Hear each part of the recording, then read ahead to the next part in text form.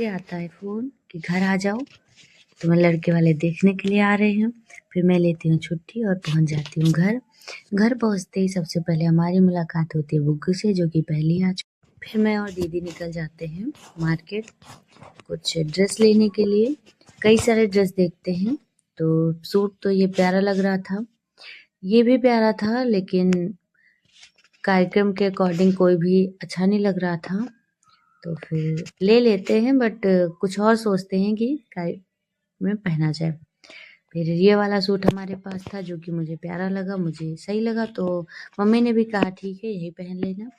फिर dress select हो जाता है और ड्रेस की चिंता खत्म हो जाती है। अब बारी थी मेरे बुग्गू की।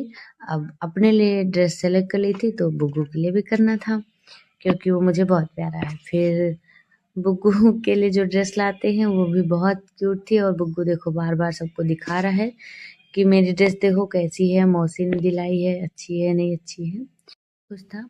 फिर दूसरे दिन नानी आ जाती हैं घर पे। अब ऐसा कोई प्रोग्राम हो, कार्यक्रम हो, नानी ना आए, ऐसा कैसे हो सकता है, क्योंकि हम लोग की ज़िंदगी में मेरी नानी का बहुत योगदान रहा है। फिर बुग्गू थोड़ा-सा नानी को परेशान करता है और परेशान करके ही रख लेता है एकदम से। फिर नानी के साथ थोड़ा गप-सप होती है, हँसी-मज़ाक होता है, और फिर एक फ़ोटो होने के बाद में फिर फटाफट बुग्गू को तैयार किया जाता है, और मैं भी तैयार हो जाती हूँ। तैयार होके हम सभी लोग निकल पड़ते हैं उस जगह पे जहाँ पे ये कार्यक्रम का आयोजन किया गया था। ये कार्यक्रम था एक मंदिर में। हम लोग पहुँच चुके थे, लेकिन अभी लड़के पीछे से कोई नहीं आया था, इसलिए तब तक हम लोगों ने निकाली खूब सारी ढेर सारी पिक्चर्स। पूरे परिवार के साथ फ़ोटो ली गई, मम्मी के साथ, दीदी के साथ। मैं फ़ोटो खींचने में वैसे भी तेज़ हूँ, और पापा के साथ भी फ़ोटो ली गई। तब तक लड़के पक्ष से भी सभी लोग आ गए थे और आकर मुझे पसंद भी कर लिया। पसंद करने के बाद में उन्होंने मेरा रोका कर दिया। रोके में जो भी रस्म रिवाज होता है वो सब किया गया। कई सारी चीज़ें मुझे दी गई, जिसका मैं बाद में ज़िक्र करूँगी, बाद में ब्लॉग में बताऊँगी। और साथ में जो लड़के की माँ थी, सिस्टर थी, सभी ने बारी-बारी से जो भी शगुन का सामान होता है वो दिया गया, पैसे, कॉइन्स वगैरह।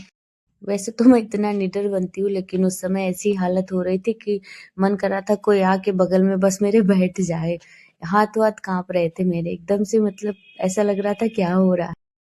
यहाँ से सारी रस्में निपटाने के बाद हम लोग पहुँचे वेन्यू पे, जहाँ पे लंच का कार्यक्रम रखा गया था। लंच करने के बाद में सबकी ग्रुपिंग फ़ोटोज़ हुई, और उसके बाद सब लोगों ने विदा लिया, और यहाँ से शुरू हुआ मेरी ज़िंदगी का एक नया सफ़र। बाकी जल्द ही आगे की अपडेट भी आप लोग को